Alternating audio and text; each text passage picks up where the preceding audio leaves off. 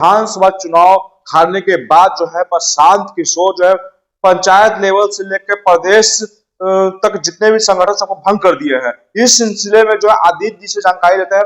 आदित्य जी, पहले स्वागत है आपको।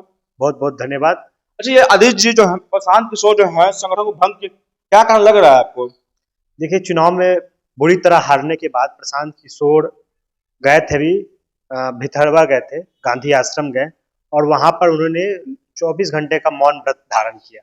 और उसके बाद प्रशांत किशोर और उनकी पार्टी ने ये फैसला लिया है कि जो भी पंचायत स्तर से लेकर प्रदेश स्तर तक जो भी संगठन है सबको उन्होंने भंग कर दिया। प्रदेश अध्यक्ष जो मनोज भारती हैं, पूर्व IAS अधिकारी थे, उनको प्रदेश अध्यक्ष बनाया गया है। उन्होंने ही पंचायत से लेकर प्रदेश स्तर तक जो भी संगठन था सबको भंग कर दिया है। अब नए सिरे से इसकी समीक्षा होगी। उनके नेता, उनके जो वरिष्ठ नेता लोग हैं, वो लोग अब जिले में जाएंगे, प्रमंडल में जाएंगे, लोगों से बातचीत करेंगे और उसके बाद धीरे धीरे संगठन का फिर से विस्तार किया जाएगा।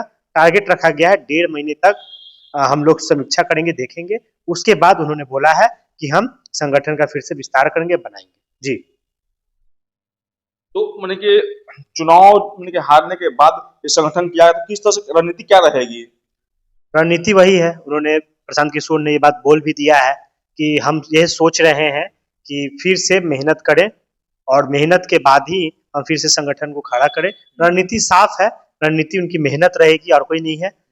बड़ा प्रेस कॉन्फ्रेंस उन्होंने किया था। उस बड़े प्रेस कॉन्फ्रेंस में उन्होंने ये बात बोला है कि हम अपना जो भी सारा संपत्ति है, अब जो दिल्ली का घर को छोड़ के सारा संपत्ति को जन स्वराज के चलाने के लिए हम दान कर रहे हैं। मतलब पूरी तरीके से जन स्वराज में प्रशांत किशोर अब लग गए हैं। हार, बहुत बड़ी हार रही। दावे उन्होंने बहुत बड़े बड़े किए कि हम सरकार बना लेंगे, सरकार हम लोग पूर्ण बहुमत से सरकार बना लेंगे। हाँ, हमारा जो लड़ाई है एनडीए और महागठबंधन के बीच में नहीं है, हमारा लड़ाई सीधे सीधे एनडीए के बीच है। मतलब महागठबंधन को तो लड़ाई के हिस्सा भी नहीं मानते थे, मतलब बोलते थे कि एनडीए का लड़ाई हमसे है। तो एनडीए आप देख रहे हैं कितने अच्छे से सरकार बनाए, नीतीश कुमार मुख्यमंत्री बने, समाज चौधरी गृह मंत्री बन चुके हैं। जो भी आरोप उन्होंने लगाया था, कोई आरोप सही नहीं निकला। यही सब देखते हुए प्रशांत किशोर ने और उनकी पार्टी ने ये फैसला लिया है कि जो नीचे से लेकर प्रदेश स्तर तक जो भी संगठन बना था उसको भंग कर दिया गया है। मनोज भारती को देखा जाएगा। मनोज भारती का भी कार्यकाल कुछ दिन तो बढ़ा दिया गया है। ये भी बड़ा बात है कि मनोज भारती का कार्यकाल कुछ दिन बढ़ा दिया गया है।